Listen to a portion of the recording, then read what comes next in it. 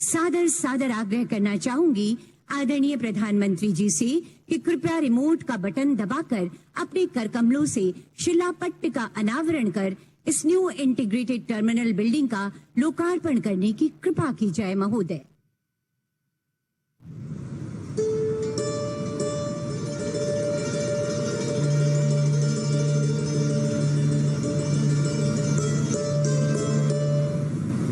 इस अवसर पर एक बार और जोरदार तालियां होनी चाहिए आप सबकी तरफ से। बहुत बहुत आभार व्यक्त करती हूं माननीय प्रधानमंत्री जी का शिलापट्ट का अनावरण कर वीर सावरकर अंतर्राष्ट्रीय हवाई अड्डे में एक नया अध्याय जोड़ने हेतु। हमें गर्व है कि माननीय प्रधानमंत्री जी के यशस्वी नेतृत्व में देश विकास की नई ऊंचाइयों को छू रहा है। नवीन भारत के शिल्पकार माननीय प्रधानमंत्री जी अपनी अद्भुत कार्यशैली और बेमिसाल सोच के लिए जाने जाते हैं। आज के इस अवसर पर अब मैं माननीय प्रधानमंत्री जी से विनम्र आग्रह करना चाहती हूं, अपने प्रेरणादायी विचारों से हमें अनुग्रहित करें, हमारा मार्ग प्रशस्त करें महोदय। माननीय प्रधानमंत्री जी।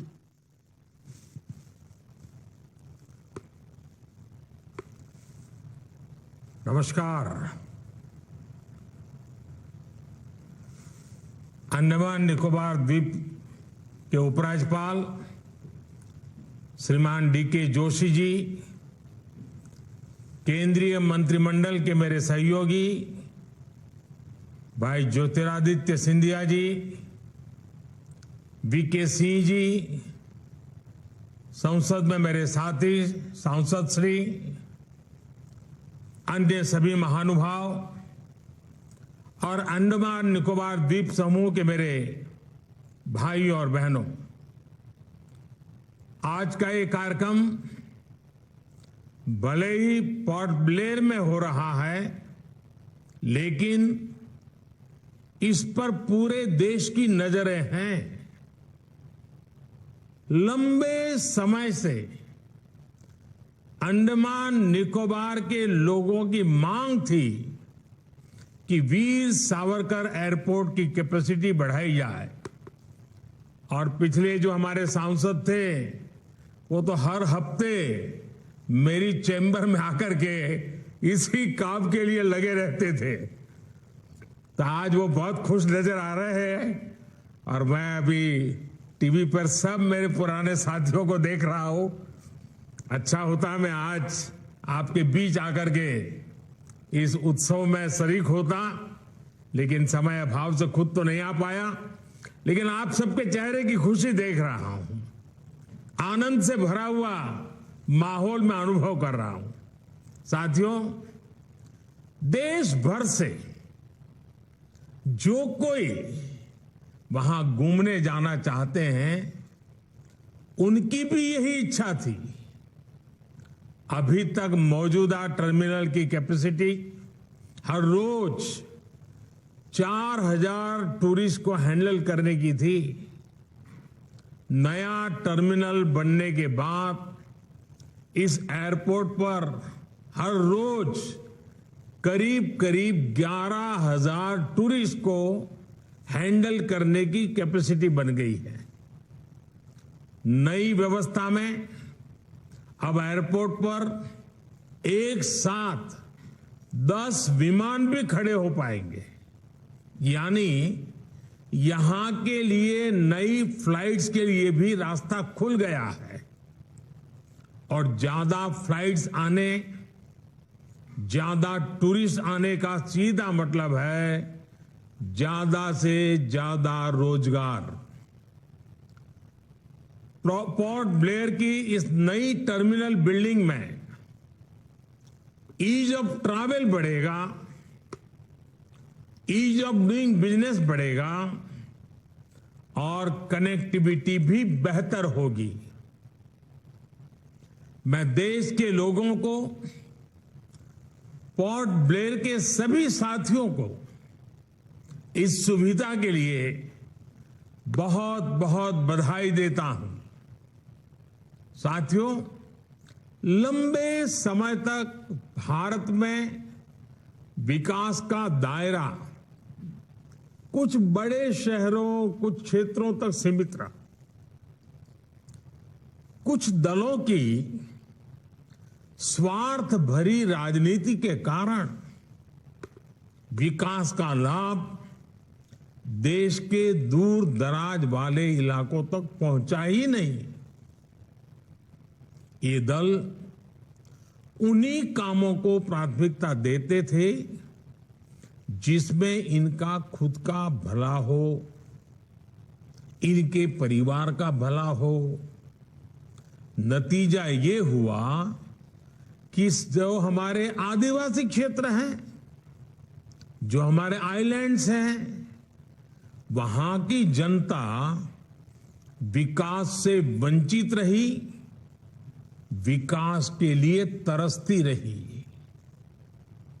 बीते 9 वर्षों में हमने पूरी संवेदनशीलता के साथ पहले की सरकारों की उन गलतियों को सुधारा है। इतना ही नहीं, नई व्यवस्थाएं भी बनाई हैं। अब भारत में विकास का एक नया मॉडल विकसित हुआ है।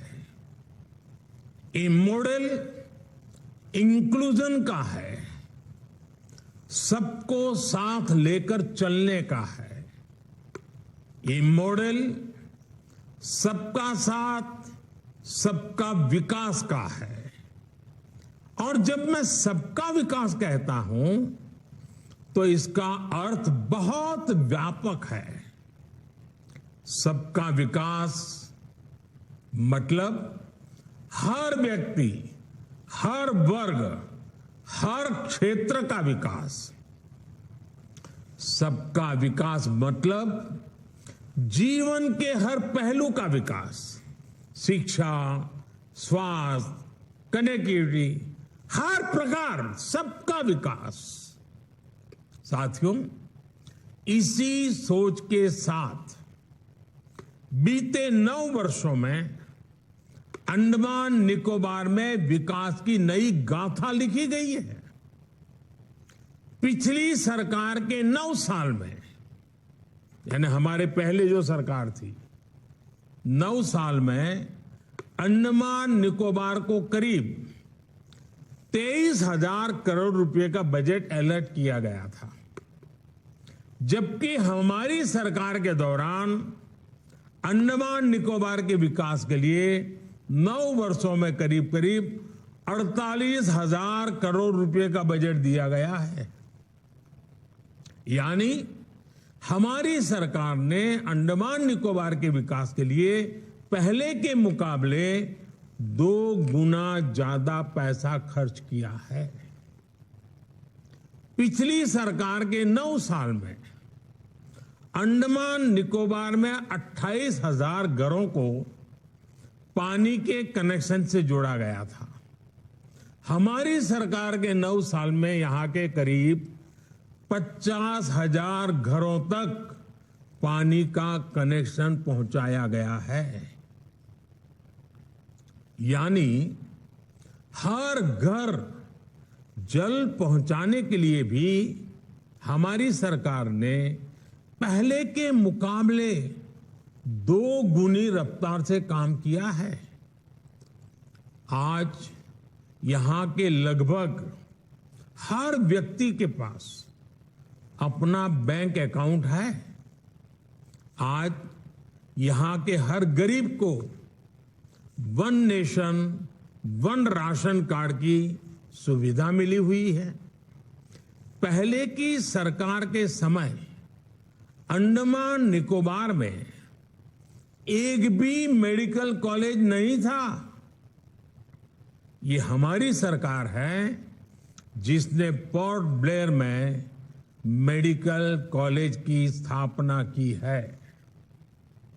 पहले की सरकार के समय अंडमान निकोबार में इंटरनेट सैटेलाइट के भरोसे ही था। हमारी सरकार ने समंदर के नीचे सैकड़ों kilometre submarine optical fibre cable बिछाकर इस परेशानी को दूर कर दिया है। साथियों, अंडमान निकोबार में हो रहा सुविधाओं का ये विकास यहां के टूरिज्म को गति दे रहा है। जब मोबाइल कनेक्टिविटी बढ़ती है तो टूरिस्ट भी बढ़ते हैं। जब हेल्थ इंफ्रास्ट्रक्चर सुधरता है तो टूरिस्ट का आना जाना और बढ़ जाता है। जब एयरपोर्ट पर सुविधाएं बढ़ती हैं तो टूरिस्ट यहां आना पसंद करता है। जब रोड अच्छी होती है तो टूरिस्ट अपने इलाके में ज्यादा से समय बिताता है। इसलिए ही अंडमान निकोबार आने वाले टूरिस्टों की संख्या अब 2014 के मुकाबले 2 गुनी हो गई है। यहां स्नॉर्केलिंग, स्कूबा डाइविंग, सी क्रूज जैसे एडवेंचर के लिए आने वाले टूरिस्टों की संख्या भी बढ़ रही है। और साथियों, मेरे अंडमान निकोबार के भाई बहन सुन लीजिए, ये तो अभी शुरुआत है। आने वाले सालों में ये संख्या कई गुना बढ़ने वाली है। इससे अंडमान निकोबार में रोजगार, स्वरोजगार की नई संभावनाएं बनने वाली है। साथियों, आज अंडमान निकोबार विरासत भी और विकास भी इस महामंत्र का जीवंत उदाहरण बन रहा है। आप भी जानते हैं कि अंडमान निकोबार में लाल किले से भी पहले तिरंगा फहराया गया था, लेकिन फिर भी यहां सिर्फ गुलामी के ही निशान दिखते थे। ये मेरा सौभाग्य है कि साल 2018 में मैंने अंडमान में उसी स्थान पर तिरंगा लहराया जहां नेताजी सुभाष ने झंडा फहराया था। ये हमारी ही सरकार है जिसने रॉस आइलैंड को नेताजी सुभाष का नाम दिया।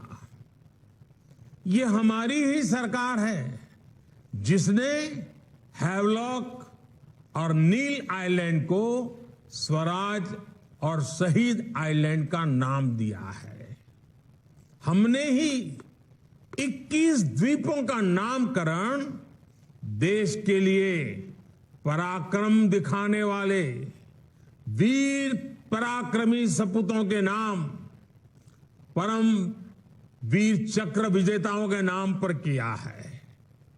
आज अंडमान निकोबार के ये द्वीप पूरे देश के युवाओं को देश के विकास की नई प्रेरणा दे रहे हैं। साथियों, आजादी के 75 वर्षों में हमारा भारत कहीं से कहीं पहुंच सकता था, और ये मैं बहुत जिम्मेवारी से कह रहा हूं, कहीं से कहीं पहुंच सकता था। हम भारतीयों के सामर्थ्य में कभी कोई कमी नहीं रही है, लेकिन सामान्य भारतीय के इस सामर्थ्य के साथ हमेशा भ्रष्टाचारी और परिवारवादी पार्टियों ने अन्याय किया। आज देश के लोग 2024 चुनाव में फिर एक बार हमारी सरकार वापस लाने का मन बना चुके हैं, निर्णय ले चुके हैं। ऐसे में भारत की बदहाली के जिम्मेदार कुछ लोग अपनी दुकान खोलकर बैठ गए हैं। इन्हें देखकर मुझे एक कविता की कुछ पंक्तियां याद आती हैं। एक कवि महाशय ने अवधी में लिखा था, ये अवधी भाषा में लिखी गई कविता है।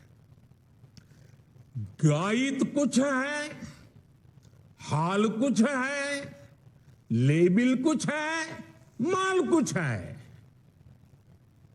24 के लिए 26 होने वाले राजनीतिक दलों पर यह बड़ा फिट बैठता है। गायित कुछ है, हाल कुछ है, लेबिल कुछ है और माल कुछ है। यानी गाना कोई और गाया जा रहा है, जबकि सच्चाई कुछ और है। लेबल किसी और का लगाया गया है, जबकि प्रोडक्ट कुछ और ही है। इनकी दुकान की यही सच्चाई है। इनकी दुकान पर 2 चीजों की गारंटी मिलती है। एक तो ये अपनी दुकान पर जातिवाद का जहर बेचते हैं और दूसरा ये लोग असीमित भ्रष्टाचार करते हैं। आजकल ये लोग बेंगलुरु में जुटे हैं। एक जमाने में एक गाना बहुत मशहूर था, मुझे तो पूरा याद नहीं है, लेकिन मुझे याद आ रहा है। एक चेहरे पर कई चेहरे लगा लेते हैं लोग। एक चेहरे पर कई चेहरे लगा लेते हैं लोग। आप देखिए ये लोग कितने चेहरे लगाकर बैठे हैं। जब ये लोग कैमरे के सामने एक फ्रेम में आ जाते हैं तो पहला विचार देश के सामने क्या आता है? पहला विचार देश के लोगों के मन में यही आता है, पूरा फ्रेम देख करके देशवासी यही बोल उठता है, लाखों करोड़ों रुपए का भ्रष्टाचार। इसलिए देश की जनता कह रही है कि ये तो कट्टर भ्रष्टाचारी सम्मेलन हो रहा है। कट्टर भ्रष्टाचारी सम्मेलन हो रहा है। ये लोग गा कुछ और रहे हैं, हाल कुछ और है, इन्होंने लेबल कुछ और लगाया हुआ है, माल कुछ और है। इनका प्रोडक्ट है 20 लाख करोड़ रुपए के घोटाले की गारंटी।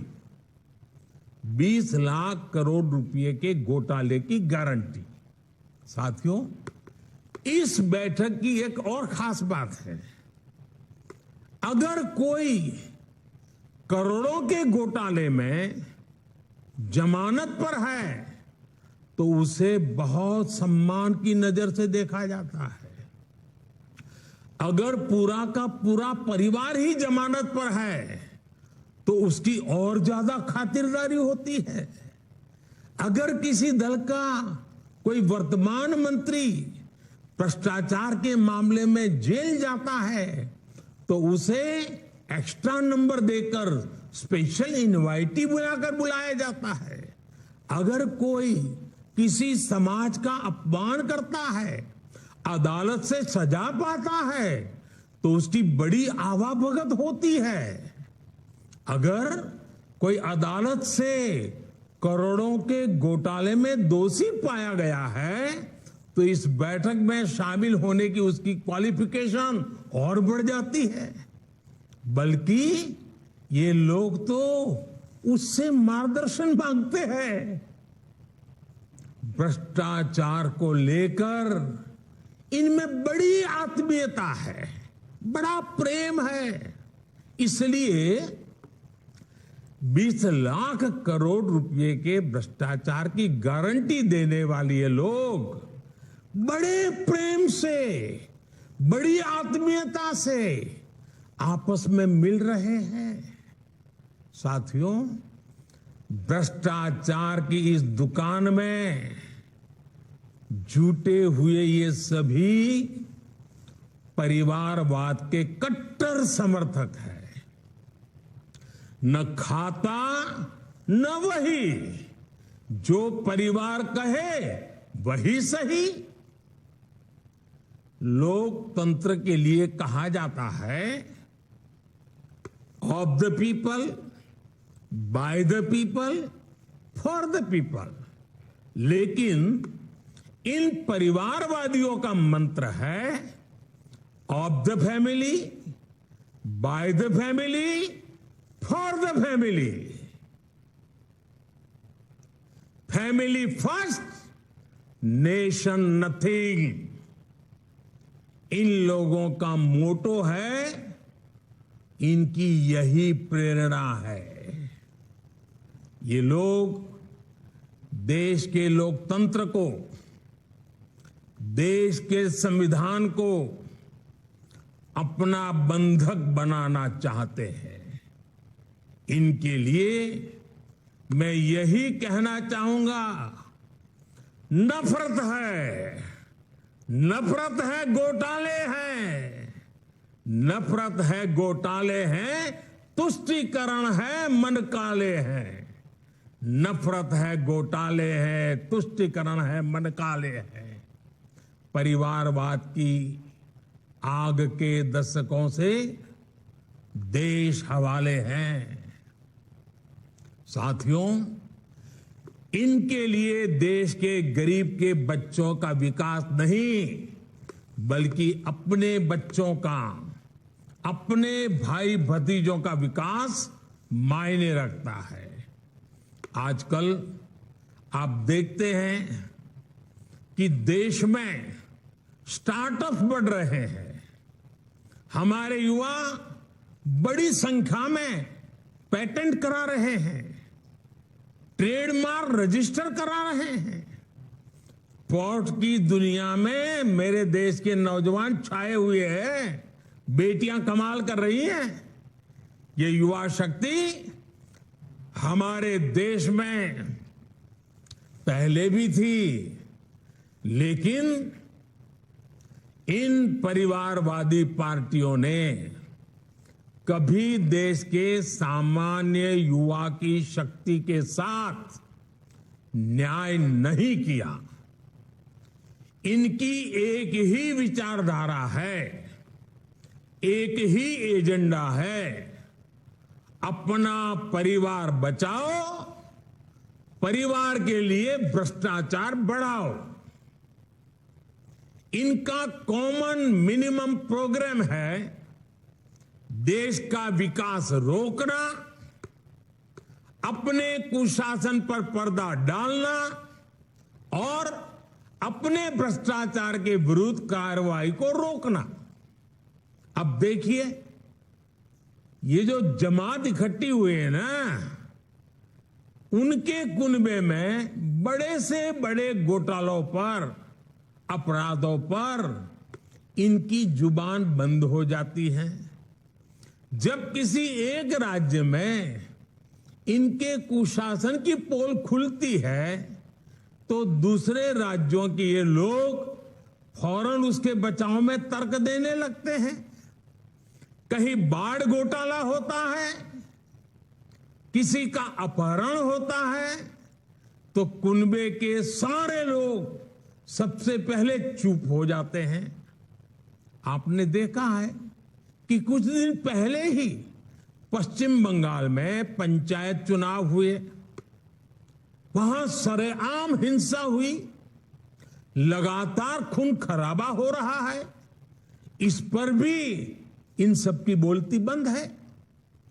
कांग्रेस के, लेफ्ट के अपने कार्यकर्ता वहां खुद को बचाने की गुहार लगा रहे हैं, लेकिन कांग्रेस और लेफ्ट के नेताओं ने अपने स्वार्थ में अपने कार्यकर्ताओं को भी मरने के लिए छोड़ दिया है।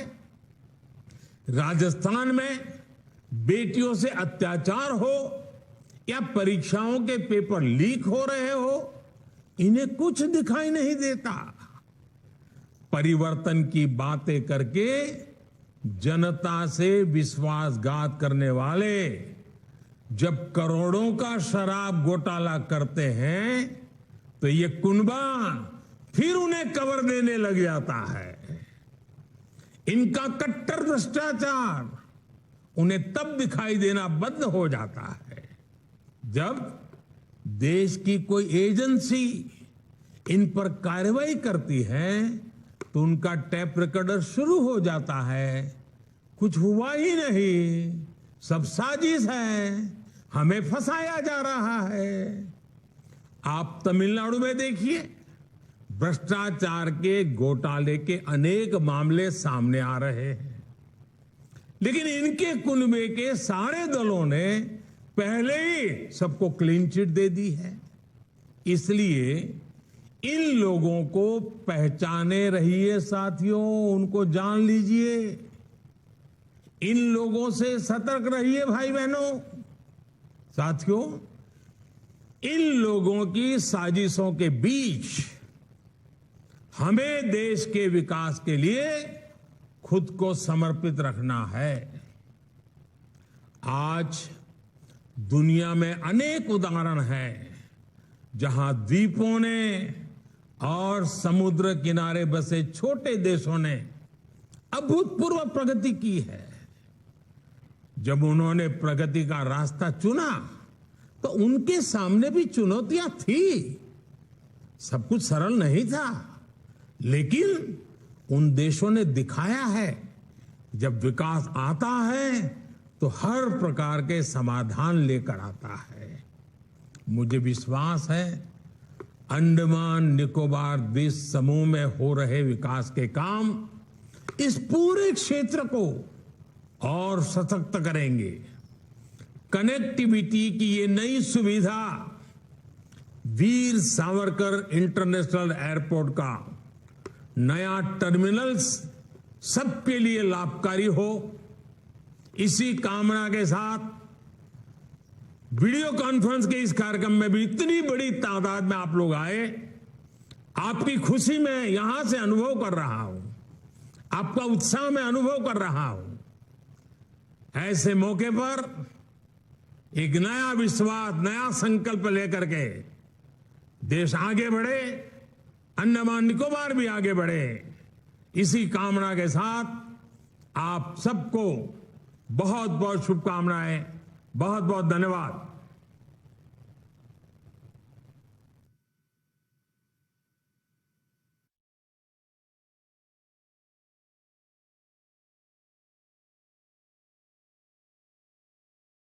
न्यू इंटीग्रेटेड टर्मिनल बिल्डिंग के शुभारंभ का समय है।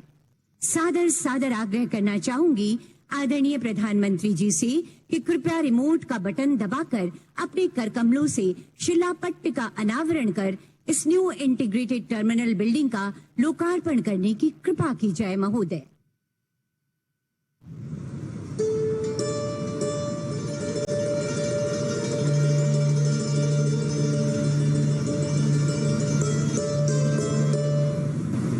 इस अवसर पर एक बार और जोरदार तालियां होनी चाहिए आप सबकी तरफ से।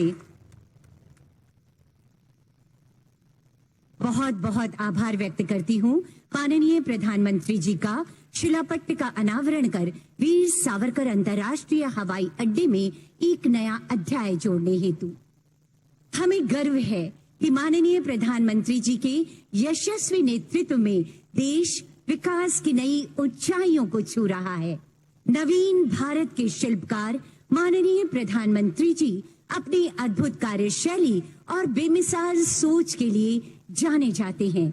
आज के इस अवसर पर अब मैं माननीय प्रधानमंत्री जी से विनम्र आग्रह करना चाहती हूं, अपने प्रेरणादायी विचारों से हमें अनुग्रहित करें, हमारा मार्ग प्रशस्त करें महोदय। माननीय प्रधानमंत्री जी।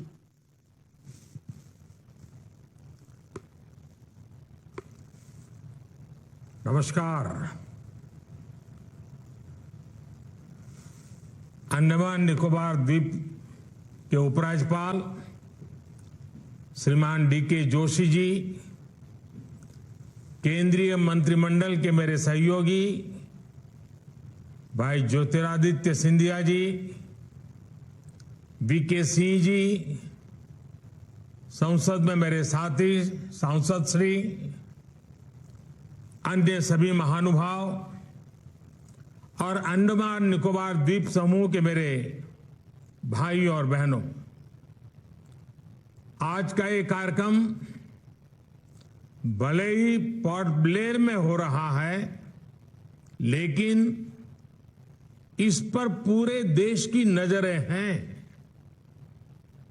लंबे समय से अंडमान निकोबार के लोगों की मांग थी कि वीर सावरकर एयरपोर्ट की कैपेसिटी बढ़ाई जाए, और पिछले जो हमारे सांसद थे वो तो हर हफ्ते मेरी चैम्बर में आकर के इसी काम के लिए लगे रहते थे। तो आज वो बहुत खुश नजर आ रहे हैं, और मैं अभी टीवी पर सब मेरे पुराने साथियों को देख रहा हूं।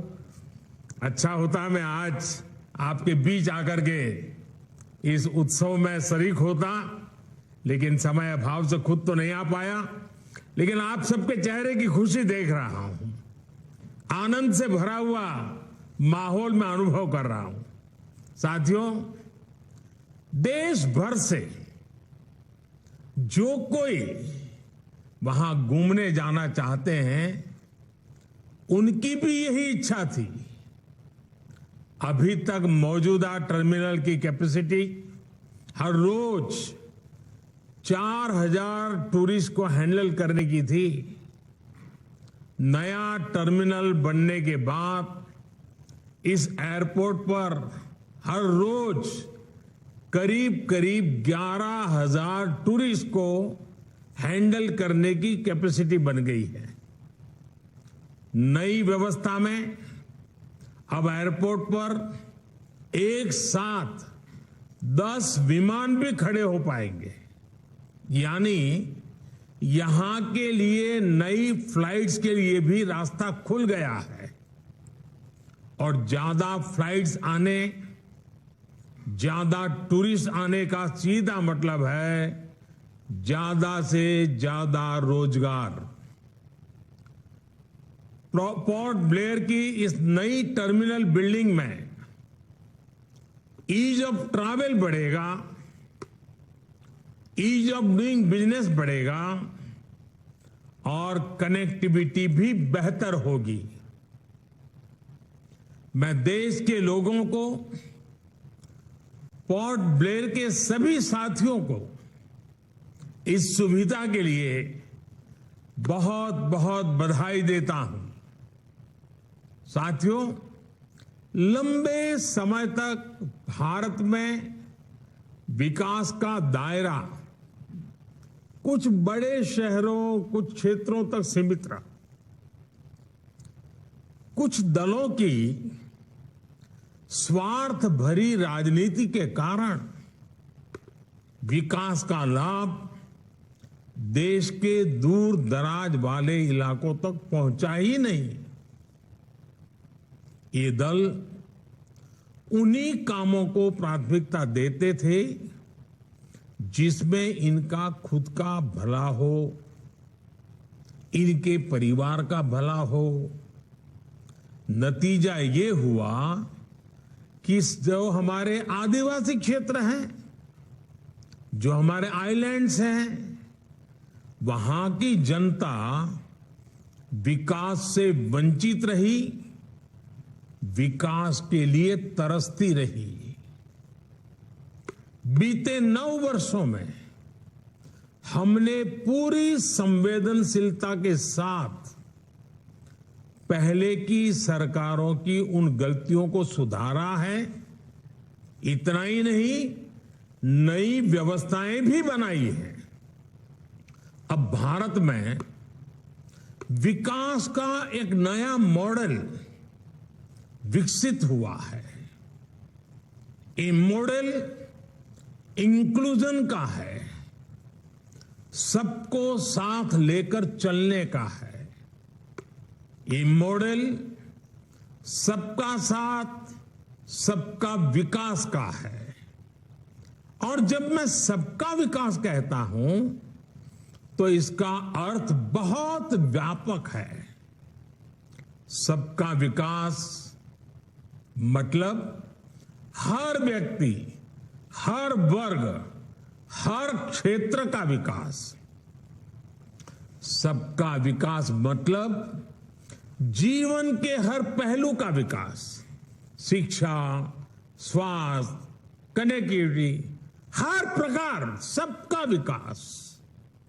साथियों, इसी सोच के साथ बीते 9 वर्षों में अंडमान निकोबार में विकास की नई गाथा लिखी गई है। पिछली सरकार के 9 साल में, यानी हमारे पहले जो सरकार थी, 9 साल में अंडमान निकोबार को करीब 23,000 करोड़ रुपए का बजट अलॉट किया गया था, जबकि हमारी सरकार के दौरान अंडमान निकोबार के विकास के लिए 9 वर्षों में करीब करीब 48,000 करोड़ रुपए का बजट दिया गया है। यानी हमारी सरकार ने अंडमान निकोबार के विकास के लिए पहले के मुकाबले 2 गुना ज्यादा पैसा खर्च किया है। पिछली सरकार के 9 साल में अंडमान निकोबार में 28,000 घरों को पानी के कनेक्शन से जोड़ा गया था। हमारी सरकार के 9 साल में यहां के करीब 50,000 घरों तक पानी का कनेक्शन पहुंचाया गया है। यानी हर घर जल पहुंचाने के लिए भी हमारी सरकार ने पहले के मुकाबले 2 गुनी रफ्तार से काम किया है। आज यहां के लगभग हर व्यक्ति के पास अपना बैंक अकाउंट है।